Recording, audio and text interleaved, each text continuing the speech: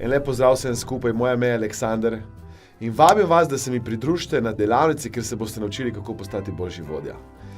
Če pogledate, danes imajo vodje cel kup izzivov. Izzivi so, da je vedno več pritiskov strani trga, strani nadrejenih, strani lastnikov, strani v resnici ljudi, ki pričakujejo vedno večje, boljše, hitrejše rezultate. In po drugi strani so pritiski, ki prihajajo od spodaj, od strani sodelavcev, ki bi radi seveda imeli posebne ugodnosti, pogoje, ki bi radi rasli, ki bi se radi razvijali. In naloga vodje danes je seveda vedno bolj kompleksna, vedno bolj raznolika.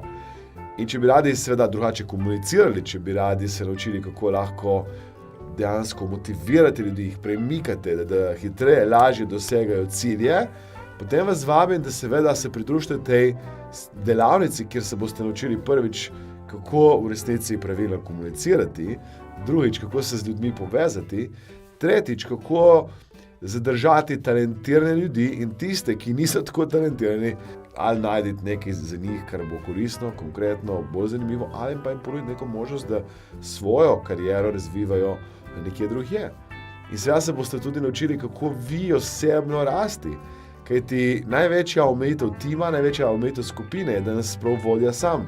Če vi kot vodja ne rastete, če vi kot vodja se ne razvijate, potem ne pričakovati, da se bo razvijalo podjetje, ne pričakovati, da se bo razvijal tim in ne pričakovati seveda, da bodo tudi ljudje skupaj z vami šli naprej do tistega, kar bi vi v resnici radi za celotno podjetje. Da v resnici začnejo boljše, drugače, bolj kvalitetno, bolj samozavestno komunicirati, da znajo iz ljudi pobrati vsa tisti potencial, ki ga imajo. Ker danes včasih srečam vodje, ki pridejo do mene in rečejo: Aleksander, veš, jaz imam ekipo, ki so pred penzijo, se jih ne da motivirati, nima smisla, niti ne vem, če bi sploh vztrajal.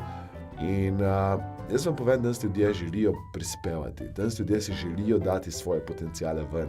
Danes ljudje prihajajo k vam, da se seveda razvijajo. Tudi če so tukaj pol leta pred penzijo, 1 leto pred penzijo, 10 let pred penzijo, ali pa če so komaj prišli z faksa in bi radi nekaj začeli, ustvarjali, se naučili, gradili svojo kariero.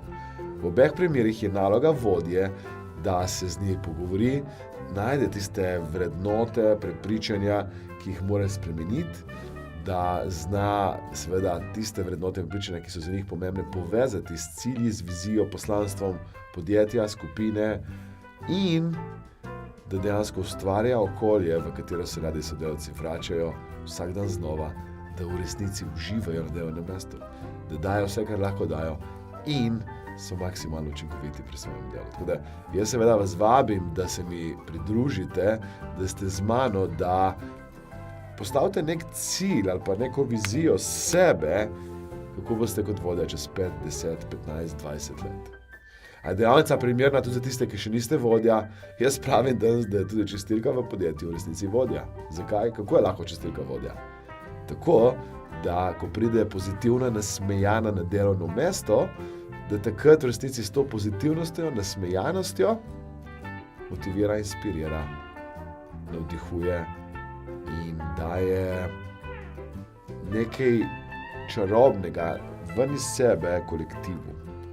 In ko daje nekdo pozitivno energijo, ne glede na to, kaj počne, ko nekdo spodbuja, motivira, vliva upanje, vliva zaupanje in tako naprej, v resnici vodi. Da vodenje zame ni nujno vedno povezano s položajem in s pozicijo.